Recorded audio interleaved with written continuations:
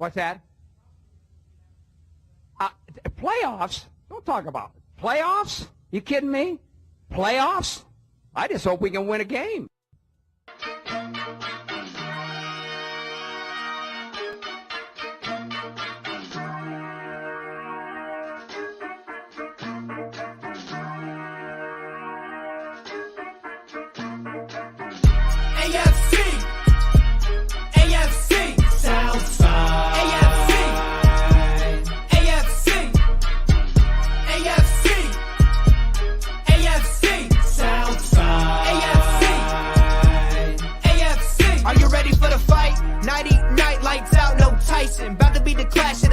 Strike like a lightning bolt. You feel the ground pounding, that might be the coast. Quick like a joke, like to hit when provoked. Don't you doubt that. That's a jaguar to a house cat. That's an outcast to a whole squadron. If you talking Houston, then we've got a problem. You'll probably get the horns if you mess with the cattle. Sit back in your saddle and get ready for the fan battle.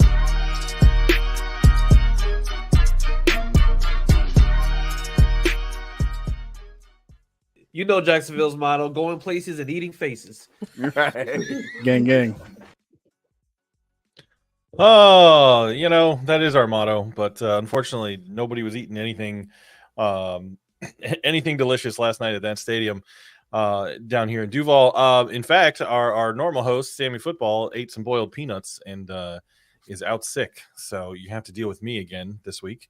And I got a lot of complaining to do about it. And it's good because today is technically the traditional start of Festivus. If you're a Seinfeld fan, you know what that is. And when we get to the Jag section later on, we are going to have an airing of grievances.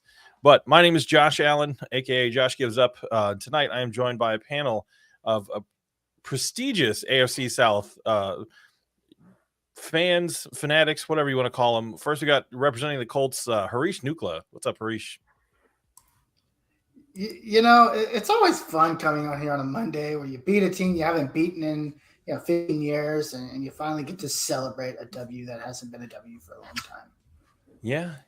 I wish I was celebrating a W, but congrats. I'm glad you are. Right? It's not for everyone. It's okay, Josh. Yeah, it's maybe one day we'll see. Representing the Texans, we have Crenshaw, aka Fifth Ward Crenshaw. What's up, Crenshaw? How are you? Doing pretty good. Victory Monday for me. Yep. All right. Well, moving on to the fellow sad sacks of the group, we have representing the Jaguars, Ammo. What's up, man? What's going on? Not a victory Monday, so not as good as it's been. Oh boy, victory Monday. It's been like a month since we had one of those. Oh, makes me sad. All right, and last but not least, well, maybe least because he's a Titans fan. We have Titans Order, Titans World Order, Titans W Order. I always mess up your name. I've done it again. So I always joke with him off air that I thought he was like going to be an author writing about the Titans because his username looks like Titans Order. But we have our man representing the Titans. What's up? How are you? Well, we're 415 days and counting since our last divisional victory, so that's not very good. That's crazy. Yeah, I didn't even think of that. That's nuts. Yeah, 415 days.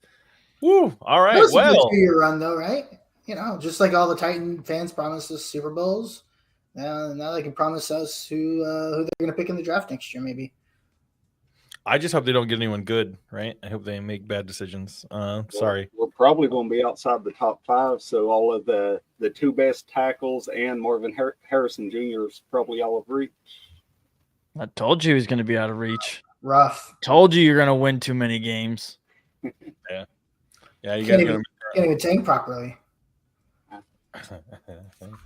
Yeah, I knew that the Titans goose was cooked when Vrabel came out in that Bum Phillips hat. I'm like, that's just too far. Like they took it too far. I was like, the football karma is not going to allow, them to get away with that. He was goaded into that. All the fans were rallying for him to do that, but he didn't really want to do it during the game, so he just done it during the entrance from the tunnel. Yeah. It was funny. It made me laugh. Yeah. I appreciate the Titans organization's pettiness. I don't really like them, but I appreciate the pettiness that they have in certain things. Wearing the Oilers uniforms while they're playing the Texans, it's just disrespectful, and I like it. So all right, moving on. Let's get into a little bit of NFL news before we get into AFC South. The Chargers finally did something positive. They fired head coach Brandon Staley. And I know that technically happened before all the games this past week, but it happened after our last show. Long overdue. And I think there was a funny clip, if anybody saw it. He was in a press conference, and basically he was like, yeah, I don't think my seat's very hot. Like, a lot of coaches have had the same thing happen to them, and like after the blowout loss that they had. He's like, that's happened to a lot of teams. Apparently, no, it hasn't. Well, or if it has, hopefully they also got fired because they got their clocks cleaned by the Raiders, and Staley is finally gone. I'm sure he'll end up as a coordinator somewhere, right? Like that's the usual NFL head coach path. Like he'll either go to college, be a coordinator, or he'll get some sort of job doing something. I'm sure he's not going to be completely out of the league, but hard to make a case. Hard to make a case that he was a good coach. Like he just didn't seem to do well. Coaching, especially the bigger the game was, the less well he seemed to do. So, adios, Brandon Staley. Maybe he'll go to the Nick Saban School of Coaching Rehab. I don't know. Maybe he will. Yeah, Belichick does do a lot of that, but Belichick might be in Tennessee next year if Vrabel. We'll save that for our Titans. Belichick's going to LA to take Brandon Staley's job. You want to play there a year and retire in the sunset, or hey, just stay in the hot weather all the time. Can you imagine Belichick's personality dealing with the LA media? Like that to me is, I kind of hope that happens now. Yes, it would be great. It would be funny. Yeah, that'd be great. So that the off season from a coaching perspective is going to be interesting. You know who I think takes that job? Bobby Slowick. I think Bobby Slowick's going to be in the mention for a lot of head coaching jobs. What he's done with CJ Stroud and that offense in Houston, I think I see Crenshaw I see the look on Crenshaw's face, but I'm telling you, Crenshaw's like, Bobby Slowick sucks. He's terrible. I just don't think he's ready yet. It'd be crazy for him to leave after 1 year. He's not ready yet to take a head coaching job. It's kind of the world of football these days. But that's happening all the time. Yeah. I mean, I just feel like if Ben Johnson could wait a year, why can't Bobby Slowick? Yeah. I mean, it just kind of depends on what Slowick wants to do, right? But again, Ben Johnson depends on what job he's up for. Yeah, it depends on where he wants to go. Well, it also depends on the money too. Like, let's be honest. Like, LA money. That's different. They got different kinds of cash out there in California, right? Like, but his money's not going to go as long in LA as well with all the taxes and everything. But if he goes, we prepare. That's why we got Gerard Johnson, so we're prepared for him. I'm not saying he goes necessarily, but I'm saying if you were the Chargers organization, you'd be silly not to reach out to him. You have a quarterback. Arguably, you got a solid roster that's been completely mismanaged by terrible coaching. And Bobby Slowick has proven, and I know it's we're not even through a full season. He has proven that he can get results out of quarterbacks who are good at football. And I think Herbert's good. Like, I don't know that he's the best in the league, but he's good enough to win games, good enough to get you in the playoffs and win playoff games if the rest of the team is managed correctly. I'm just saying the Chargers would be crazy to not reach out. I mean, I would go with Ben Johnson or Eric Bieniemy before I go to Bobby Slowick. Come on, man. I ain't just saying that because he's my OC. I'm just saying he's not. But there's going to be a lot of coaching jobs open, so those guys might get jobs, and he might still get them calls too. Yeah, I'm still not convinced that Justin Herbert's had a great OC at anywhere. I don't even think he had a great OC at Oregon. His last year at Oregon, he kind of fell off, and people were kind of that's why he dropped in the draft. I think his best season in the NFL was under Shane Steichen. He's going to need not just an offensive mind. He's going to need a quarterback guy that's going to be able to put him and the guys around him in the right position to succeed. And until somebody can do that, I mean, Trevor Lawrence was the same thing. Obviously, Urban Meyer didn't do him any favors. Hell, look at what Shane Steichen's able to do with really shitty Gardner Minshew, right? I mean, it's all about just putting your guy in the right places and the guys around him in the right places to succeed. And until he gets that, I don't know. Justin Herbert will just be a mediocre quarterback, paid a shit ton of money. Yeah, I think the output, the total output for the team will be mediocre. I think you could argue that Herbert's still good, but the team just hasn't performed, to the level that anybody has thought that they would. Yeah. But we'll see. It'll be, like I said, it'll be interesting to see who ends up where. I can tell you who's not going to get any head coaching phone calls is Press Taylor. But we'll talk. I hope he does, though. He's the greatest. He's the greatest offensive coordinator that's ever existed. You should hire him as a head coach. Yeah, we got to figure out how to do that reverse psychology troll job on other teams. To be like, Press Taylor's amazing. You should imagine how bad the Jaguars would be. He would lead any roster in the NFL to the Super Bowl within his first 2 seasons. Doesn't matter what roster. He'll be so good they'll win the Super Bowl in the first 6 weeks. That's right. No, that's a Houston thing. Moving on. Andy Reid and Patrick Mahomes have been fined $250,000, $250,000 for going off about the officiating in that game that they lost, where people were lined up offside and they were just aggravated that they had to play by the rules. So that seems like a big fine. I think that's a lot. I don't know. I'll be honest. I don't know much about the fines and how they're calculated. I don't know if it's based on the amount of money that the player makes, like if it's a percentage of their salary or what. But it seems like the league has sort of stepped in and said, knock it off, right? Like if you got a problem, handle it internally. But $250,000 is a lot of money. But the interesting thing that has come of that, people have been going crazy on Twitter, highlighting all of the times in other games since that game that wide receivers have lined up offsides and a referee has not called a flag, not thrown a flag and called a penalty. So I think the big thing league wide that's going to be a point of emphasis, a lot of conversations, is going to be officiating, right? And I will say the Jaguars did not lose last night because of officiating, but there were some weird ways that game was called, right? But I think they called it evenly. I actually think the referees called the game evenly last night, but they allowed a lot of holding by both teams. The league has got to figure out how to make officiating more consistent, right? How to make it so that when you, as a team, when you go into a game, you're playing the game, you know what's inbounds and out of bounds, what's going to be called as a penalty and what's not, right? So I don't know. Officiating, I think in general, is going to be an interesting point of emphasis this offseason. Speaking of an interesting point of emphasis related to a penalty, Steelers safety, Kazee, I guess Kazee is how you say his name. I don't know. It's his last name. That was Kazee. Kazee. Yeah, I don't want to say the man's name wrong. I'm not trying to say it wrong on purpose, but suspended for 3 games. I've phrased it very dramatically here. Suspended for the rest of the season. That's the right way to say it. That's actually the way you should say it. Yeah. That's the it's the more fun way to say it, right? And that's my argument. Out for 3 games, has a history of hits that the league considers to be illegal.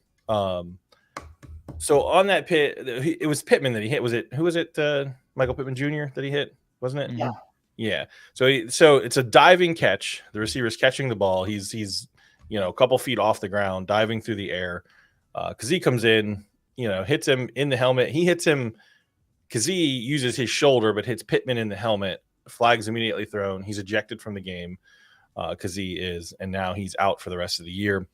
I guess my question is, and I'd be curious to hear everybody's thoughts. What do you what does the league expect a defensive back to do in that scenario where there's a diving catch, and part of your job as a defensive player is to try to keep the receiver from catching the ball? Like, how do you defend that? Like, what do you do? You don't. I guess that is the answer, and everybody hates that answer, and I hate it too. But I don't know as a defensive player how you defend that pass or try to break up that pass in a way that's going to not get you suspended. I don't know what you do in that scenario now. Normally, more in favor of the defense getting some leeway. At some point, it's ridiculous. There's nothing you can do without getting flagged. But with that hit, you just maybe don't run at a guy who's diving head first, where the only thing you're going to hit is his head and his neck area. I don't know. I feel like Leslie Turner here says wait and touch him while he's down. That was my initial thought too. I guess that, or you just play straight for the ball. He played the body of the receiver, and when he's diving head first in your direction, the only part of the body you're going to hit is not going to be a good area. When you launch your shoulder/head at his shoulder/head, there's no outcome there that the league now is going to consider a positive one, right? But I guess with Kazie's history of hits that the league does not like, now he is suspended for 3 games, which is the rest of the season. Have the Steelers been eliminated from the playoffs, or are they still in contention at this point? No, they're a game behind all of us. Oh, that's right. It was the Titans that were eliminated, but we'll get to that in a bit. So sorry, had to refresh my memory. Steelers, Titans, it's all the same. Yeah, Steelers, Titans. I get confused all the time. So let's get into, speaking of the Steelers. Let's talk about it, Harish. The Colts beat the bejesus out of the Steelers, 30-13. I watched the game, and it felt worse. It felt like a worse beating than the score shows from my perspective, not being a Colts fan. I'm curious, you, a Colts fan, how did it feel from your end? Yeah, I mean, I'm actually surprised it came out the way it did. I mean, if you look at it, we were down 10 points twice in that game. This team did not play well the entire first half. The defense was terrible. The run defense was awful. Secondary didn't play well. And I think what really changed the momentum of the game is they got a turnover early in the second half. They scored immediately. Gardner Minshew throws that touchdown. In the second half, I think they just kind of took off in there. This is the thing. Turnovers changed the entirety of the game of that game.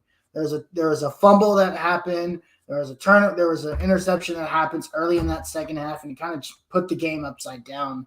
And then the offense just had short fields that they had to go score on, and they got it done. The backup running backs were phenomenal. Trey Sermon, those guys, because Zach Moss gets hurt. He's out for the game. Obviously, Michael Pittman gets hurt. I think the run game and turnovers is what really turned this game upside down, because really the Steelers dominated the first about half and then a couple of minutes of that third quarter of the game. Yeah. The Steelers, I don't know. I guess they've proven that like their quarterback just sucks. Like Kenny Pickett just isn't good. They had their backup. Kenny Pickett was out. Yeah. Well, I mean, yeah, Kenny Pickett, you're right. Kenny Pickett was out, but he even so wasn't looking good. And then everybody knew Mitch Trubisky sucked. I don't think there was anybody that thought Mitch Trubisky was going to come in and do anything positive. Mitch Trubisky's no Case Keenum, I guess. We'll get to that in a minute. But really, one of the Steelers' touchdowns was a fluke, right? Because you had Mitch Trubisky fumbles the ball on like the inch-yard line, and then Najee Harris picks it up and walks it in on 4th and goal. So I mean, really, in all reality, it was 30-7 minus that if you take away that fluke touchdown. But yeah, it was just a really sloppy game for a long time, and then the Colts kind of finally pulled it out. Yeah, at the end of the day, I'm glad that this curse is kind of over. Not the Steelers. If we would have lost this game, I would have been really upset, because the Steelers team is not very good. Yeah, if you're going to beat the Steelers, this is probably one of the years. Beat them while they're down, right? Yeah. So glad we got it taken care of. Now we get to go, try to tackle Bijan Robinson this week 30 times. So that'll be fun. Yeah, well, I mean, the good news is he's their only weapon. I mean, they have Kyle Pitts, but they never. They don't know how to use him. Yeah, I don't understand that. Doesn't exist. Doesn't make sense to me, but whatever. All right, so interesting. Obviously we have a 3-way tie at the top of the division now, even though technically, if the season were to end today, the Jags hold the tiebreaker, but that doesn't matter until the season is technically over. Things are getting crowded at the top. What's your prediction, Harish? Who's taking the division? I still think the Jaguars take the division, and I only say that because they have the easiest remaining schedule. Like, we all play for the most part. We all play duds, right? We have the Falcons, the Raiders, but then the Texans is kind of a toss-up, because I don't have the Colts beating the Texans that last game of the season. I actually have them losing, so I think our best bet is probably that wild card. The Jaguars season the rest of the way is really the easiest schedule out of all of ours, if I'm not mistaken. Yeah, Buccaneers, Panthers, and then the Titans for the Jags. So it's I still think they just have that easy route. I don't see them losing another game. I would have said that before last night, but Well, I mean, it's not like the Ravens were a bad team. That's the best team in football right now, arguably. Right? So maybe. Yeah, I just think we'll get to that. We'll get to the factory of sadness that is the Jaguars in a little while. Can't wait. So, all right. So next game on the slate was the tilt down in Nashville, where the disrespectful Tennessee Titans wearing the throwback Oiler uniforms. Mike Vrabel doing his walk into the stadium in cowboy boots and a Bum Phillips hat, buddy. This, I just want to give a shout out to all the people in the AFC South Fan Battle group on Facebook, all the Texans fans who try to pretend like they don't cry into their pillows over these Oiler uniforms because y'all are so salty about it. I'm not speaking for Crenshaw because Crenshaw is reasonable. He is a person who thinks through and has opinions that are well thought out. But some of y'all wackadoos in that group, man, seriously, y'all are just so hung up on these uniforms. I'm going to give Crenshaw the option. Crenshaw, would you like to defer and talk about your team second, or would you like to go first? I'm going to let the winner have the option. You won the coin toss for the conversation about this game. Let's put it that way.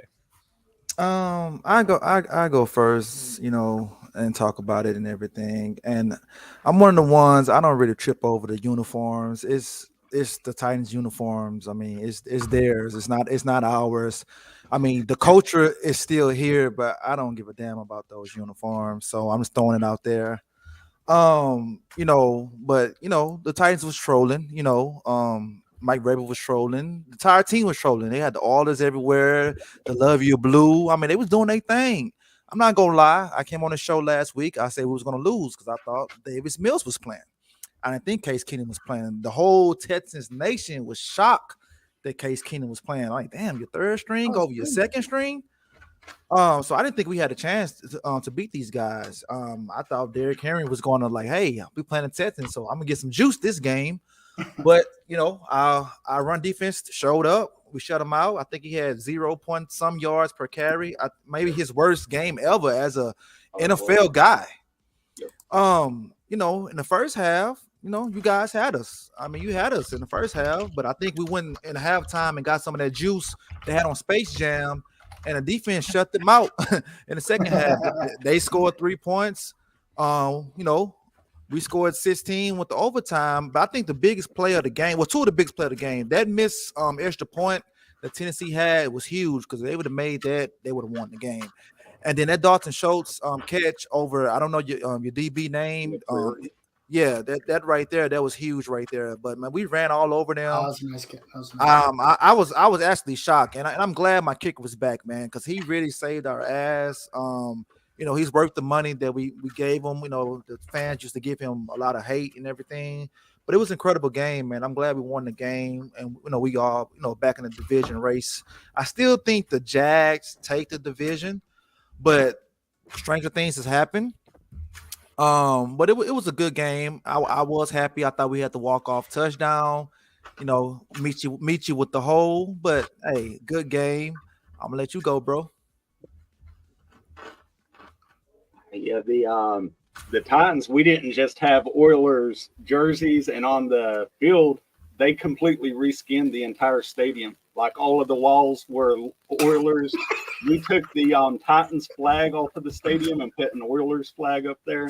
Bro, they had players wearing Oilers underwear, man. Like it was Oilers everything, bro. Like it was. The field was slippery. There was oil everywhere, including in their win column. They even had Eric Campbell at the game, man. Like, come on. Yeah, he was there. Yeah, that's disrespectful. Now that's disrespectful. Texas legend, by the way, Hook 'em Horns. Yeah, and came out looking amazing, as has been so often the case this season. Come out, go right down the field, score the touchdown, come back, pick six, and everything fell apart after that pick six. And a lot of fans are blaming, the play calling, they're blaming player effort. I felt like it was stubborn pride, really, that got in our way, because I said all last week that the Texans are going to double Hopkins the whole game. They're going to stack the box on Henry and force you to beat him with somebody else, and it was going to be Burke's chance to really come out and play hero and change his narrative. In the first quarter, Burks had 2 targets for 50-plus yards and then had 1 target the entire rest of the game. Hopkins had 8 targets in the second half, 2 receptions. They were just forcing it to Hopkins, trying to give him that revenge game against the Texans, and it wasn't going to come. And they never adjusted. And same thing, if you look on the other side of the ball, we thought Woods is going to be, the focal point because it's a revenge game for him as well. And we shaded all the help to Woods' side of the field the entire game. And the Texans did make that adjustment. And Brown, I think it was, ended up with 8 receptions, 82 yards, and a touchdown. So making that adjustment, talking about Henry's game, he had 16 carries for 9 yards, 4 receptions for 1 yard. So he did set another NFL record against the Texans. He's the first player in NFL history to get 20-plus touches and 10 or fewer yards. So, Hell yeah. Now that's Crenshaw, good job, man. That's some great history right there. It did seem like the the Texans D line was having a heck of a game. Like the defensive line seemed like it was playing well. Yeah, I'm like, damn, what was his line against the Jets? So I guess yesterday we will remember the Titans. The first D line had 1 sack in the first half, 6 sacks in the second half. They had the whole left side of the line was on roller skates all day. We was putting the tight ends over there to chip. We had double teams, and there's one, I forget which lineman it was. He had the left tackle and the left guard double team, and he splits them, just pushes them both backwards one-handed, and makes a straight line sack for the quarterback. Jeez. T.R. Tart saw that and was like, I'm going to go play with those guys. Yep. Yeah, that's an interesting pickup for Houston too. I sort of think of him the same way I was telling people to think about Calvin Ridley. Calvin Ridley had some non-football issues before he joined the Jags, right? Like he had the betting stuff, but he also had stepped away from football and had some other stuff going on. And you see some of these guys that have sort of like trouble fitting in, or they become like sort of an issue in the locker room. And sometimes a change of scenery does them a lot of good, but other times they just sort of, do what they do and they kind of are who they are. It'll be interesting to see what happens with Tart, right? Does he go to Houston and does he have sort of a rebound? Does he get his career back on track? He's a stout run defender. A lot of people were passing around statistics showing how good he is against the run. So I think that's, I don't know. I wish him all the best. I know they're division rival. I don't wish ill on anybody, but you hope with guys like that have had an issue and, didn't fit in where they were, get a chance to thrive somewhere else. So it'll be interesting. Who do the Texans play next? It's Cleveland, isn't it? Yes, we play Cleveland at home. Ooh, Cleveland at home. All right. What do you think is going to happen? It was just a concussion, right? Say it again. Is Stroud going to be back? Or is it just concussion? He's in phase 4 right now, so we probably know something by Wednesday or Thursday. I hope he plays. It's going to be a tough game, man. Cleveland defense is real good. I mean, Flacco threw 3 interceptions yesterday, and they still won the game. Granted, they played the Bears, but still 3 interceptions, you still win the game. So this was a toss-up, man. I really don't know. It's a toss-up, but I'm just going to say we're going to win since we're at home, and we're trying to fight and get into the playoffs.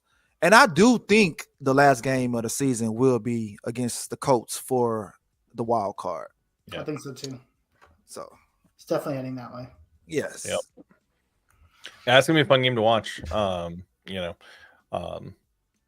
Steichen sort of spinning gold out of straw there with the Colts roster sort of falling apart, being decimated. Gardner Minshew's at quarterback.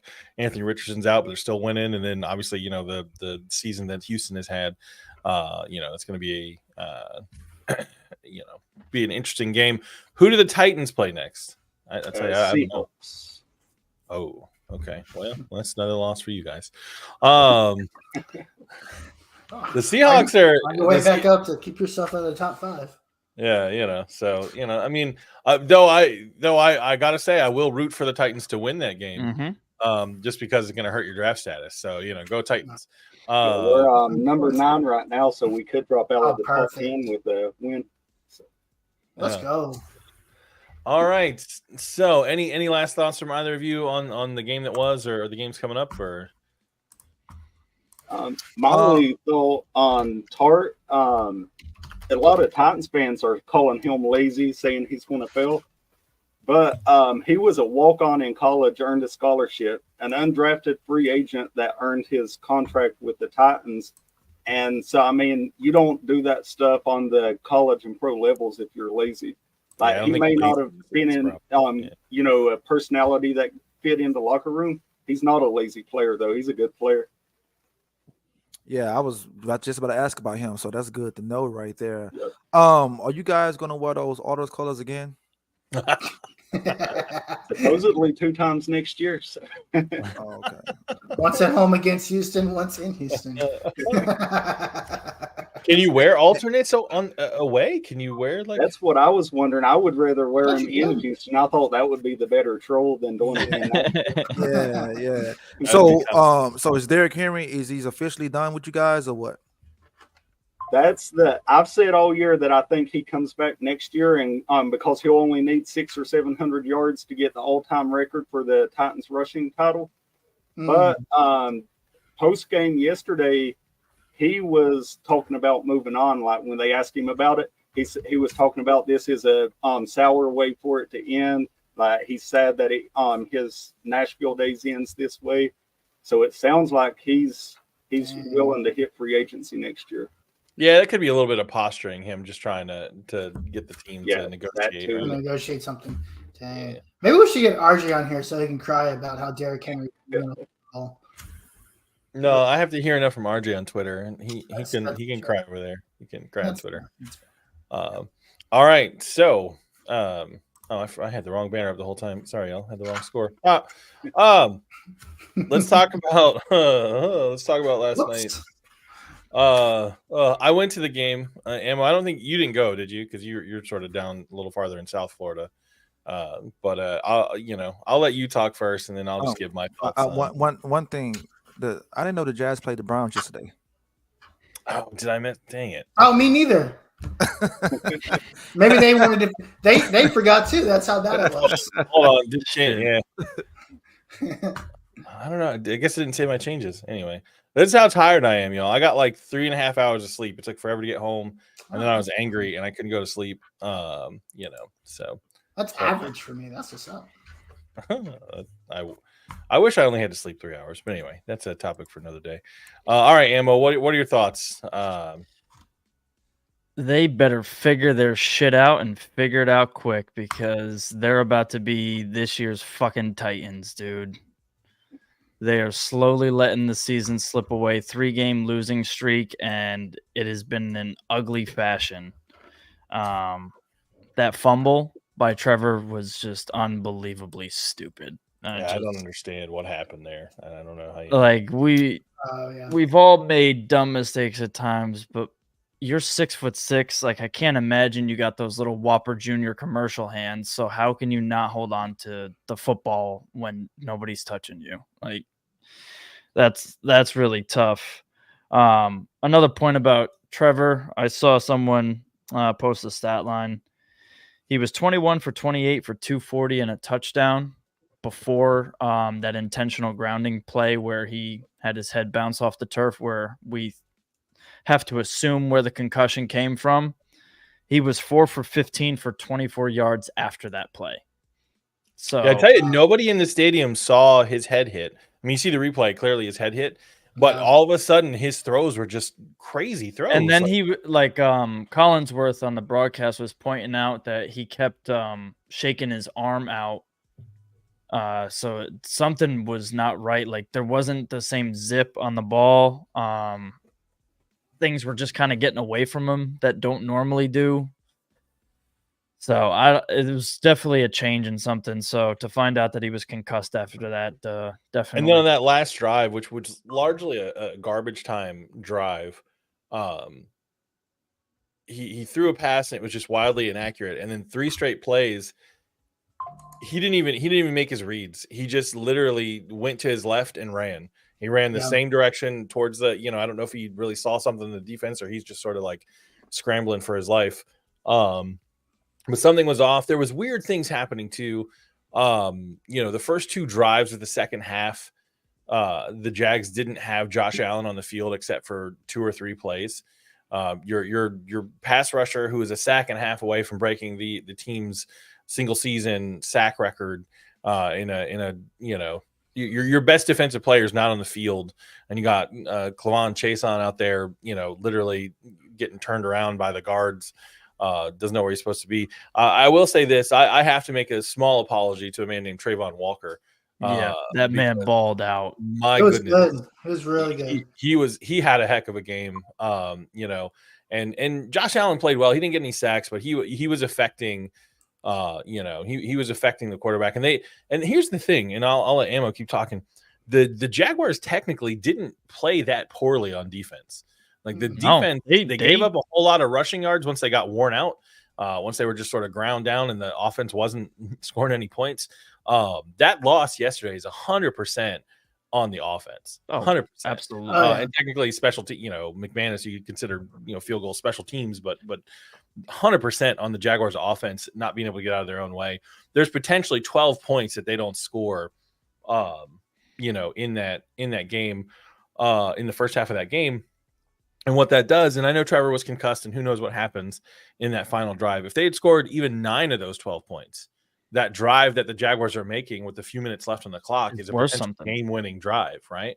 Yeah. You go down, you score a touchdown, your defense holds stout. Because the Ravens, they had some chunk plays because Lamar Jackson's a human cheat code, and the dude just, they had hands on him. There was plays where 3 players had hands on him, and he just literally rips himself free and keeps going, or he would spin out of their grasp. Crazy. Lamar Jackson, if anyone at this point doesn't think Lamar Jackson is a elite tier quarterback, they're a moron. Don't listen to the football of opinions of someone who says that Lamar Jackson can't throw or is just a running back that's trying to play quarterback, because it's just stupid. The man is, he was obviously different style of player, but it was Peyton Manning level, throwing guys open, finding a way to make a play. There are many quarterbacks I've seen dance all over the graves of the Jaguars defense in that stadium. And that was just one of those where that was happening. And the problem was that even with all that, at one point it was 17-0. If your defense holds Lamar Jackson and the Ravens to 17 points, and your offense can't score anything, then I don't know what else you want the defense to do. But just the whole thing was so frustrating. Just completely deflating. I will say though that throw Trevor makes to Agnew, was it in between the safety and the corner? Yep. And where he scores, that was an unreal throw. They got lucky on that play because it's a complete missed assignment. Somebody on the defense was not where they were supposed to be. And I'm not smart enough to tell you which player, whether it was a safety that was, that took the wrong read or whatever. But somebody was out of place. But that's the sort of thing where, Trevor, when he's not concussed, there was a couple of guys that were open. But I will say the wide receivers overall did not play well yesterday. They weren't getting separation. They were not getting open. I think you're really seeing. And Zay Jones came up hurt at one point. He came out of the game and didn't come back in. And I haven't seen any updates. I haven't had time to look. He's done. Is he? He's got to be, dude. That was a hamstring, and he came up lame as hell. He's done. He needed a question. Yeah. Sorry, go finish your thought. I think the Jaguars are proving everyone that said that they overpaid Christian Kirk wrong, because part of the offensive struggles for the Jaguars, you can tell that scheme is really missing Christian Kirk. He's one of those guys that he makes big plays in critical situations, and there's not another receiver on the roster right now. He's including security blanket. Yeah. Is he out? He we would have to probably make it to the second round of the playoffs for him to even have a chance. More realistically, we'd have to be in the AFC Championship game probably for him to come back. That's the normal sort of timetable. But yeah, I guess my question is, because I'm so happy that he's here, is losing your wide receiver coach last year, does that have any impact on the play of the wide receivers overall? Do you guys think it has? I don't think so. I don't think they've necessarily played poorly, but I think the problem is when you have Tim Jones and Parker Washington and Elijah Cooks, when you're running, 4 wide receivers, those are 3 of your 4 guys out there. Those guys are not going to, when you have, and Ridley, we'll talk about Calvin Ridley in a minute. I think the guy doesn't know where he's supposed to. I think he has no idea what's going on when he's out there in the field. I think he seemed, I'm not going to say a dude wasn't putting in full effort, but, everybody in section 205 that I was sitting in is watching him every play going, what the heck is going on with Calvin Ridley, right? When you have Zay Jones and Christian Kirk, those are 2 guys that the defense has to account for. And Christian Kirk is a guy that almost has to be double teamed at times. You have to make sure that you don't let that man slide underneath and get open. And I think they it's sort of a wide receiver by committee, right? They don't have anybody that necessarily is just going to, they don't have an Andre Johnson. Like they don't have a, they don't have a guy that's just going to dominate, but they have guys that are good enough in tandem, right? Like it's sort of the 3-headed monster of Ridley when he actually is paying attention and is good. Christian Kirk and Zay Jones makes the defense have to account for all 3 of those, and then guys get open. But when you have the second tier guys who aren't getting reps on game day for a reason, I think it just makes it easier for defenses to defend them. But who knows? And then the fact that they just completely. The Jaguars have no idea how to run the football. They have no they have the worst run blocking offensive line in the league by a wide margin. It's unbelievably terrible. Yeah, so bad. There's just no strength on the interior offensive line in the run game. There's no push whatsoever. So the fact that Travis Etienne is like 3rd in Pro Bowl voting and one of the top running backs in the league is just astounding because there's no holes anywhere. I actually think a bigger loss for the Jaguars from a coaching perspective was Jim Bob Cooter. Yes. Leaving more responsibility with Press Taylor is just always not helping. Yeah, Press Taylor's just not the guy, right? Like he, maybe, God love him, who knows in the future if he'll be good at coordinating or coaching. I'm not saying he's terrible at coaching altogether, but him calling a cohesive game plan does not seem to be a skill set that he currently possesses. But I don't know. The Jaguars have got to get it figured out, and they got to get it figured out fast, because the problem that they have coming up this Sunday on Christmas Eve is a Tampa Bay Buccaneer team that is in possession now of the lead of the NFC South, and they have to win to keep control of it. So this is now, this is a playoff game. The only game that's not, technically sort of a playoff kind of a game is that game against the Panthers. The Panthers aren't going to the playoffs. Tennessee always plays us tough, and Tennessee now has the opportunity to play spoiler that last week of the year. So it's going to be interesting. The last 3 weeks aren't necessarily going to get any easier. We'll see. I didn't realize Tampa Bay crawled all the way back from the dead. Well, the NFC, Atlanta taking an L to the Panthers definitely helped. Yeah. The NFC South is doing its best AFC South impression with everybody being terrible. Somebody technically has to win that division, so it's sort of a.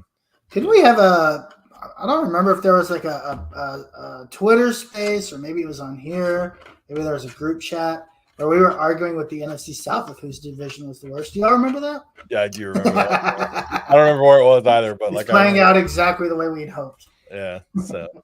I don't know. I think if Trevor Lawrence does not play on Sunday, I don't think the Jaguars are going to beat the Buccaneers. I just don't see it. It's in Tampa. Baker Mayfield is just good enough. Baker Mayfield is exactly the sort of quarterback that the Jaguars defense traditionally makes look like a Hall of Famer. So, perfect. So it's a disaster. It's a disaster waiting to happen. I think if Trevor plays and is meaning he actually isn't concussed and can make decisions competently, I think the Jaguars probably should beat the Buccaneers, but which Jaguars team is going to show up? Is the Jaguar team that beat the Tennessee Titans here in Jacksonville going to show up? One that was competent and just sort of like wall up the team, or is the one that played San Francisco going to show up? Is the one that played the Browns going to show up? Which Jaguars team shows up on Sunday? And you never can tell. So we'll see. What do you think, Ammo? Think we win or lose that one? I think we're gonna win it. I hope Because I think they're gonna have a come to Jesus moment this week. Like it's 3 weeks now. You lost to Jake Browning, which now we know the kid can ball because he's done it a couple weeks in a row. Like he's doing his thing, so I don't want to discredit him. But you have a guy who comes in an unknown and just goes crazy, and then you got Joe Flacco walking off the street, coming in, doing his thing, taking care of business, and then you face an actual good team and you lose to them, which is expected that can happen. But in the way that it happened, with how incompetent the offense looked and the defense playing so well against an elite quarterback, to be spoiled by one of the most putrid offensive performances just from stupid mistakes.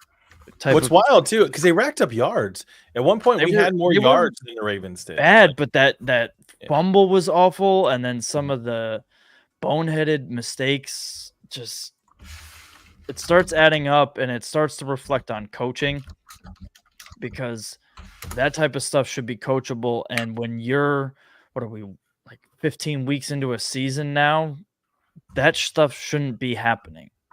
Yeah, they're too sloppy. Well, and it's not even that you're 15 weeks.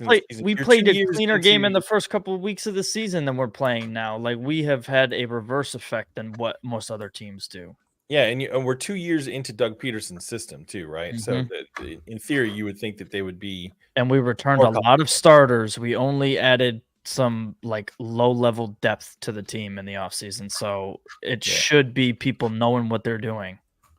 It could be worse. You could have gotten swept by Gardner Minshew and lost to Case Keenum. Yeah, imagine getting swept by Gardner Minshew. That's crazy. That's brutal. Yeah. Oh, what's up, Mike? How you doing, man? We hate seeing backup quarterbacks in Nashville. We can beat the starters. We can't beat the backups for some reason. Clearly. Yeah. Yeah, I don't know. We'll see. We'll see what offense shows up, on Sunday against the Buccaneers. I might try to go to that one since it's in my neck of the woods. Oh, this weekend? Mm-hmm. Yeah, I don't know. You might get fairly decent tickets down there. I mean, it just depends because it's Christmas Eve, and I don't know that a whole lot of people are going to want to sit at a football game on Christmas Eve. It's Christmas Eve at like 4:00 too. Oh, is it a 4:00 kickoff? Mm-hmm. Oh, I kind of want to go now, but my wife would murder me, so that's not going to work. Yeah, it's like I'll be back by Christmas. So my mom's coming down from up north, so I'm like, Mom, let's go to the football game. I know you want to. Yeah. What a perfect present. Go to your football. Yeah, exactly. You've never been to a professional football game. It'd be a great thing to do. True. All right. Well, yeah, I think that's enough of that game. So we did have an interesting comment in the from the viewers. Coach of the year. I think D'Amico Ryans and Shane Steichen are both in that conversation. What do we think? Who wins? Or is there anybody other than them that you think is even? I think it comes down to one of the two of them. Yeah. Like in a regular year, I think D'Amico Ryans would win, but with Minshew playing most of the season, I think that kind of sways it a little more in favor of Shane, just because he's got an equivalent record playing with a backup quarterback for the majority of the season. So it kind of, I mean, if you look at it, it was Doug Peterson and Daboll last year that they had that it came down to, and they went with the guy who had the shittier quarterback. So it's true. If we follow the same precedents, well, because everybody buried the Colts, right? Like when Richardson, we buried the Colts. I buried them with Richardson.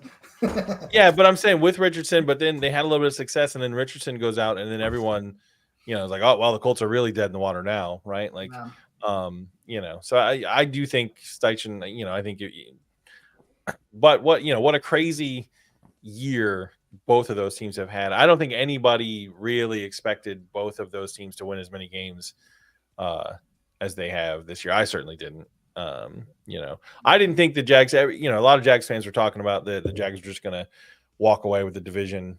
The Jags never do anything easily, first of all. And football is every week's its own thing, and there's a lot of luck involved, and it's a long grind of a season. I did say from the beginning I thought that anything less than a playoff appearance, whether that's a win the division or wild card, is anything less than that is a failure of a season for the Jags, and I still hold to that. But not winning the division was a failure. Yeah, don't you think like winning the division, anything less than winning the division, at least one playoff game is a failure? Because you're looking at progressing, right? That's what you want to see out of Lawrence, and I think that's well. They won the division last year. I think like winning a playoff game should be like that. I think it depends on how they win or lose the playoff game, right? Like, like the way they lost to the Chiefs last year, where the defense, all the things that happened, the 99-yard drive by Chad Henne when Mahomes comes out, the dropped pass by Jamal Agnew, yeah, sure, I'd like to see them win more, but I think you have to understand how bad the Jaguars have been. If this team could get to a point where they're consistently in the playoffs, like 3 out of every 4 years, if you say, listen, your team's going to make the playoffs 3 out of every 4 years, I'm not going to tell you how far they go in the playoffs. Would that make you happy? I think 90% of Jags fans would say I'd be ecstatic, right? Like, because there was the little stretch at the beginning of the history of the Jaguars where they were good, they were consistently good more often than they were not, and then early to mid 2000s, all of a sudden we go into this sort of dead period, the Jack Del Rio years, where they're had a couple good years there, and then after that it was just. Yeah, what was the name of the longtime coach of the Bengals? What was the guy who Marvin Lewis? Jack Del Rio was the Marvin Lewis of the Jaguars, right? Like, he's always good enough to get you right around 500, or maybe a game or two above 500, maybe get you in the playoffs, or maybe just miss the wild card by a game or so, but never really. But you're not going anywhere. Yeah, you're not really going anywhere. I see. There's something interesting happening. Frank Z and Leslie Turner are arguing about concussion protocols in the chat here. They're asking, like, how does anyone know? I don't think that this. Basically, the argument is: does a player, after they clear concussion protocol, have to sit out an additional game before they can play? I don't think they do. No, I think it's just they have to. It's like 5 phases, right? That they have to pass before they're cleared to play again. I think it just comes. I think it ends up being a game because of how long those 5 phases are technically. Yeah, but I don't think it's the 5 phases plus a game. Right. And the 5th phase is, from what I understand, a visit with a doctor, and it's just sort of going over the results of the protocol and make sure that everything lines up, and then they're basically cleared to play. I mean, correct me if I'm wrong, but don't tons of players get concussed 1 week and play the following week? Like, yeah, I think it depends on the severity of the concussion and how quickly they can. Yeah, so I don't think it's out of the realm of I don't see why they would be forced to sit out another game once they clear. Yeah, I don't think so. I can't see that being a thing. It just says each NFL player diagnosed with a concussion must follow a 5-step process before being cleared to play. There's no set timetable for return for participation. Yeah. It just depends. Like, I've seen some players pass 5 steps in 3 days or 4 days. Yeah, exactly. Like, so I was gonna say they're not being forced to sit out that game even though they cleared the protocol. Like, they can play because it's designed to be flexible based on the severity of the concussion, from what I understand. So somebody who has a less severe concussion, leaving it in the hands of the neuro doctor, whatever they got. Exactly. And I like the fact that like today, Peterson was asked about Trevor being in the concussion protocol, and he's like, basically, listen, we're not allowed to even comment on that. I'm not allowed to speculate, not allowed to tell you anything. He goes, we get our information from the doctor, and we relay the information of the doctor to you guys. He goes, outside of that, he goes, we don't comment or speculate, because what they don't want is the coach making public statements, running his mouth to try to put pressure on the player or the docters to get that player to clear him. Yeah, it's pretty interesting. But whomever said that you have to sit out a game after you clear the concussion protocol, you are incorrect. So I don't know which one of you guys arguing in the comments that was, but there you go. All right, so that's it for this week. Any final thoughts, fellas? Anything we missed, you think? Yeah, I got a final thoughts. D'Amico Ryans winning Coach of the Year. That would be my vote, but I think that they're going to use the crappier quarterback argument to maybe give it to a different guy. I think D'Amico had more adversity coming into the season, and turned the whole team around. The Colts had talent. I think Gardner Minshew was the better quarterback anyway. When Anthony Richardson went down, like fuck, Minshew's coming in the game, we're gonna lose. And he showed, in Jacksonville, you guys seen what he did when Nick Foles went down. So, Yep. But nevertheless, both guys are overachieving. So maybe they could do. Yeah. Can they do coach of the year? Has that ever happened? I don't know. before? I mean, I'm sure they can. I've never seen it. I mean, they had a free. Remember when Peyton won co-MVP with Steve McNair? Yep. That cockamamie Yeah. bullshit. Yeah. Yeah, they the league can do anything they want that they think will make them money or get them publicity. So there you go, NFL. Name them coach of the year. Oh yeah. I don't know. I wouldn't be mad either way. But the Texans had less coming into the season. But that's coming into the season, right? When you're actually in the season, the Colts have clearly had more to go through throughout the entirety of this season. Yeah. Richardson, I think you can make a strong case for either of them. 70% of the season. Freaking Grover Stewart went to Mexico and ate food and thought there was no steroids in it. Like all this bullshit that happens. We got a lot of guys on IR, the most in the league. Yeah. Did you have a season like this before when your coach you got fired and went out and your backup coach won coach of the year? What year was that? Could have fooled me. I never seen it happen. Damn. What? Then he won coach of the year. The guy, and then he went to the There was Arizona. an interim. Then he went to Arizona. Interim? Yeah, it was interim coach. Oh, you're talking Luck's rookie year. Was it Luck's rookie year?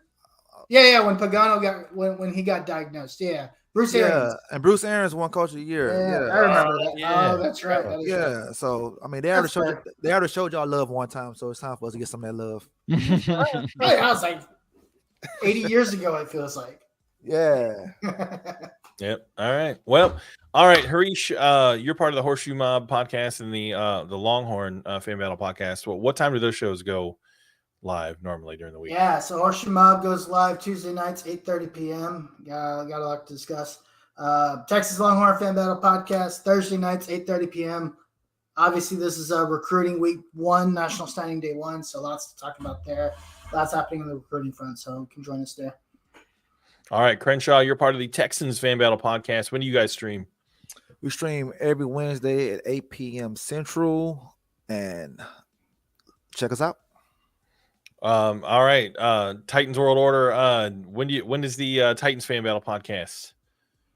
Thursdays 8:30 or 8 p.m. Eastern. So. All right. We also have the Jaguars Fan Battle podcast. They're sometimes Thursdays, sometimes Fridays, sometimes whenever. Check them out. Also, you can find them online. Cody Cold Gaming, Matt Grieve hosts that show. Ammo, thanks for joining us. Where can we find you? I know you have a podcast also, but the name of it is escaping me at the moment. It's the Bro Stop Yelling podcast. That's right. And when do you guys stream regularly, or like where can people find you? So we don't stream live. We normally record on Wednesdays, post on Thursdays. So you can find us on YouTube, Bro Stop Yelling podcast, and Spotify.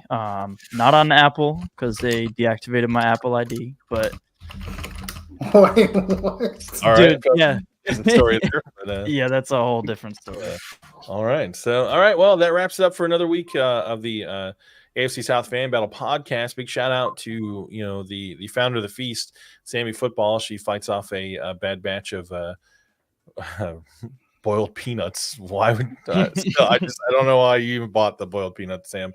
But we'll just end this show the way we always do and let everyone know that enshrined once again on the murals that everyone can go. So at the Jaguars home games, they have these murals and they give people markers and you can autograph it and color it and do things with it. Every game I've been to since I've been part of the show, I make sure that I put on that mural the words "Sammy Football loves Jalen Ramsey," as we know that she does, and that's a tradition that continued last night. So Sam, feel better, and we'll see you guys next week.